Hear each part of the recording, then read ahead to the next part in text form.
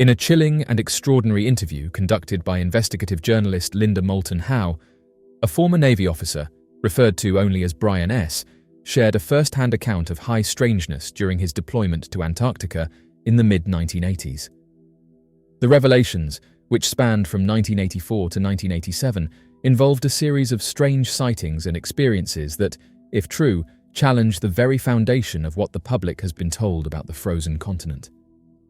Brian served as part of a C-130 crew and claims that during his years stationed in Antarctica, he and his fellow crew members repeatedly encountered silver, disc-shaped craft darting through the icy skies with speed and agility beyond any known human technology. Brian described how these sightings were not isolated incidents. Multiple times, members of the flight crew witnessed the unidentified aerial objects maneuvering above the stark white terrain with purpose and control. On one occasion, during a routine supply drop mission, the C-130 crew was redirected due to inclement weather. They were forced to fly along an alternate path, one that led them near a range of mountains known to the crew as a no-fly zone. As they circled back to safety, Brian claims he saw something impossible, a massive entrance embedded in the side of a rocky outcrop, partially obscured by snow and shadow. What made the scene even more surreal was the presence of human activity. Vehicles and figures moved in and out of the dark opening, but they did not appear to be entirely human. Brian could not say exactly what he saw, only that it was enough to convince him that the base was a shared facility, part human, part something else.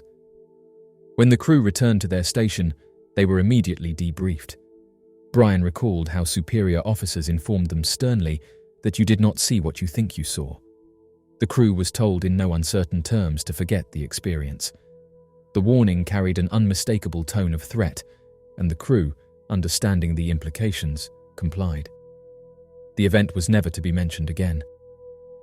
Despite this, the memory continued to haunt Brian and many of the others.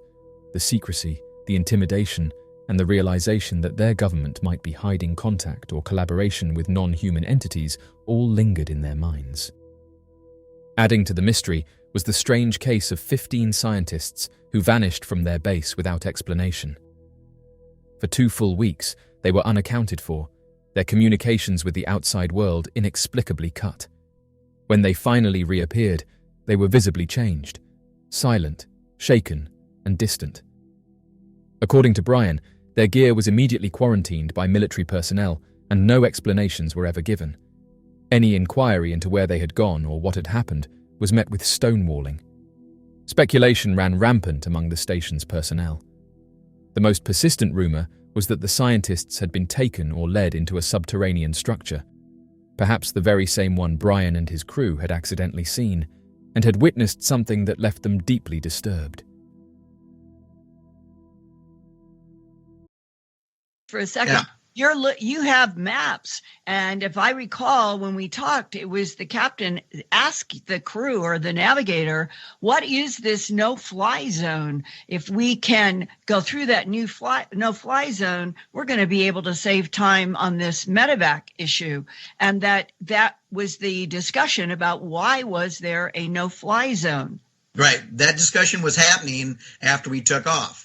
So we got airborne, and everybody knew there was an air sampling station that way because we were briefed every time prior to our deployment that this was the no-fly zone because it was labeled as a air sampling station and that we weren't to fly over it.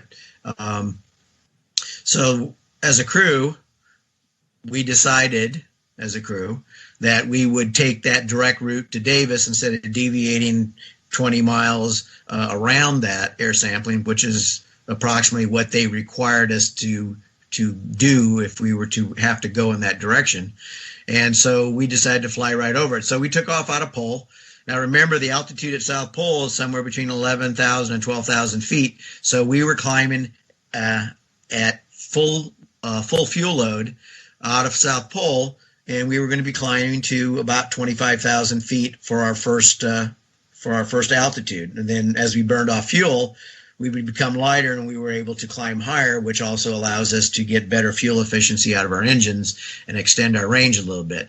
So we were taking off and we were climbing, and about 5 to 10 miles out, somebody decided to look out the window instead of looking at their instruments and the radar the navigator does. And somebody said, hey, there's this big dark spot out here. And so we ended up flying not directly over it, but somewhat offset so that we could look out the left side of the aircraft. And it was down at about a 45-degree angle, and there was this large opening in the ice where this air sampling station was supposed to be.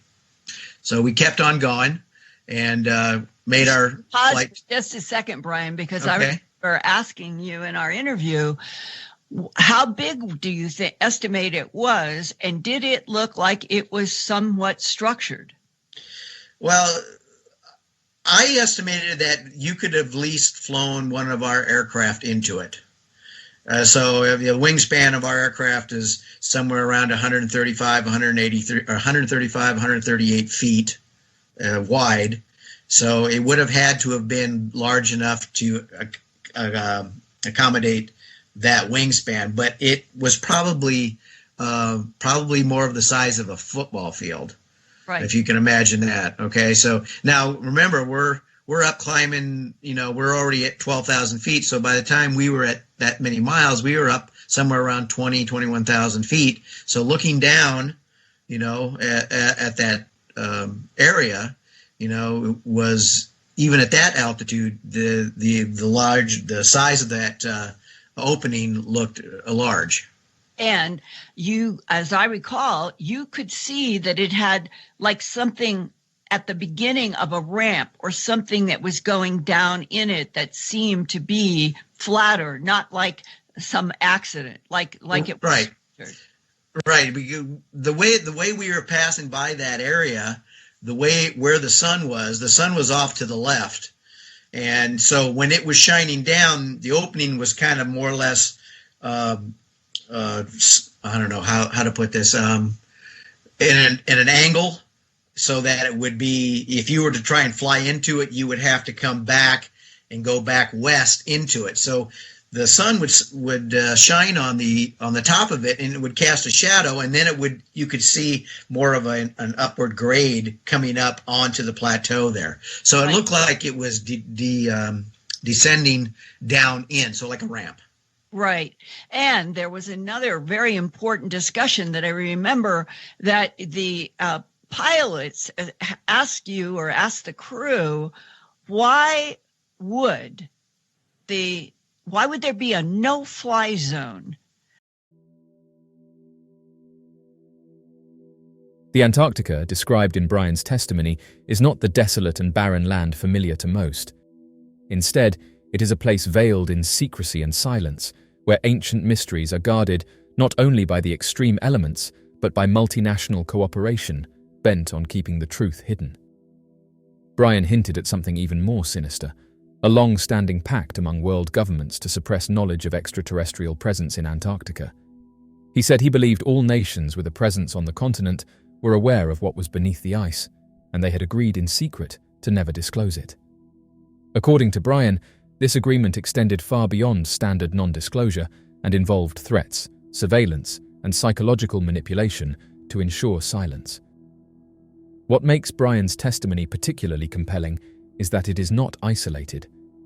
Over the years, other whistleblowers, scientists, engineers, pilots, and even contractors have come forward with similar accounts of strange phenomena in Antarctica. Reports of unexplainable structures buried beneath the ice, ancient pyramids protruding from the snow, and strange electromagnetic anomalies have surfaced repeatedly. Many claim that the area is home to not only advanced technologies, but also remnants of civilizations lost to time, or visitors from beyond this world. These testimonies, though often dismissed by mainstream media and academia, have painted a consistent picture of a continent holding some of the deepest secrets of our planet. Linda Moulton Howe's meticulous investigation into Brian's account sheds light on the extraordinary lengths that have allegedly been taken to conceal the truth. The interview, though conducted decades after the events, reflects a memory that remains vivid and unwavering. Brian, though older and no longer bound by military contracts, remained cautious in his words. He had seen what he was not meant to see, and even after all these years, he carried the weight of that forbidden knowledge. His greatest concern, he admitted, was not for his own safety, but for the truth to come out, for the public to understand that Antarctica is far more than just a frozen wasteland. It may be the stage for something that reaches far beyond human comprehension. The implications of Brian's testimony are staggering. If true, it would suggest that the human race has been in contact, whether directly or indirectly, with an extraterrestrial intelligence operating in one of the most remote regions on Earth. It would mean that global powers are not only aware of this contact, but are actively working to keep it secret. It would also raise the question, what lies beneath Antarctica's icy veil that is so important, so dangerous, or so world-changing, that governments have chosen silence over disclosure? As the world continues to confront growing evidence of unidentified aerial phenomena, and as more whistleblowers find the courage to speak, Antarctica remains a focal point for speculation. Brian's story is just one thread in a larger, tangled web of secrecy, ancient knowledge, and unacknowledged truths. Whether it will ever be fully unraveled remains to be seen, but for now, his account stands as a haunting reminder that some places on Earth are still deeply unknown, and perhaps purposefully kept that way. In the age of digital exploration, few tools have revolutionized public access to geographic data more than Google Earth.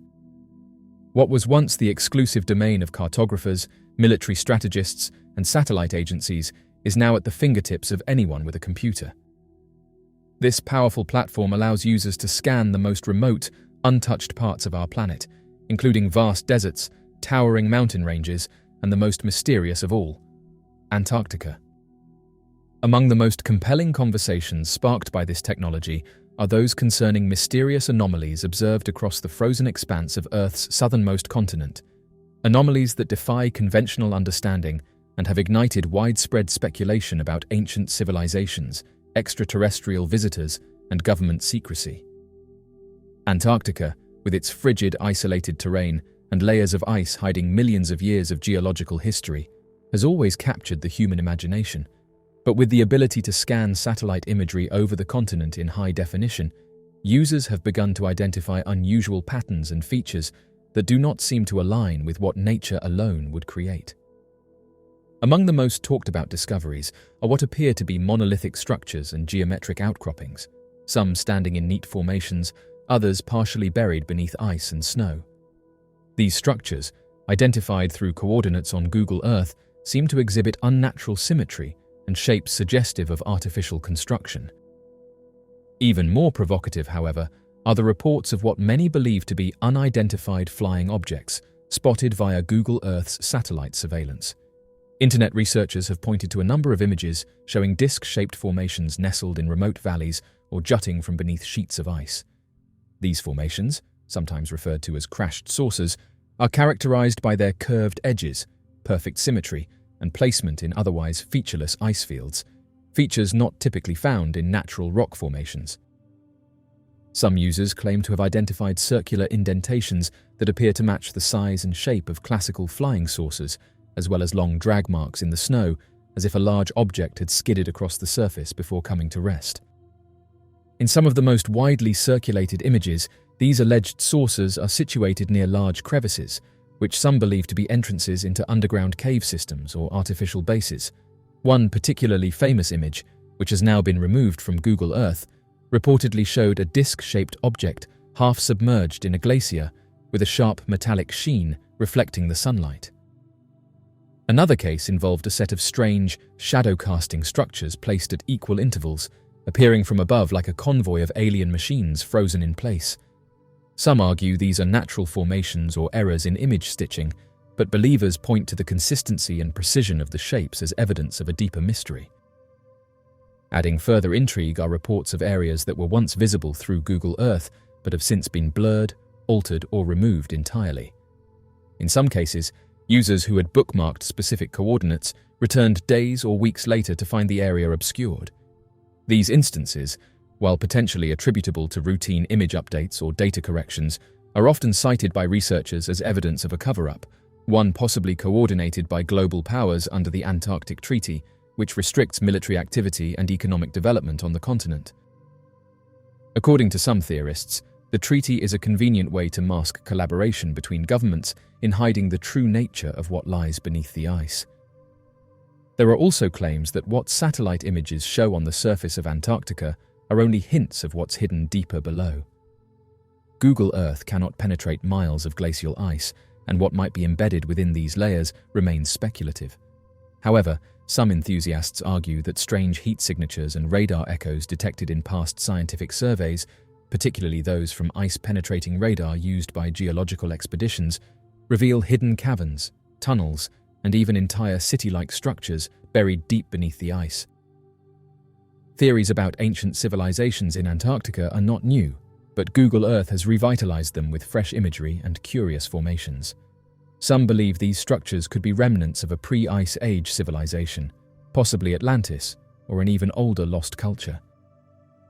The idea that these ancient remnants might be connected to extraterrestrial visitations only intensifies the mystery. In many cases, UFO sightings and anomalies seem to coincide with areas where pyramid-like structures, monoliths, or strange grid patterns have been found.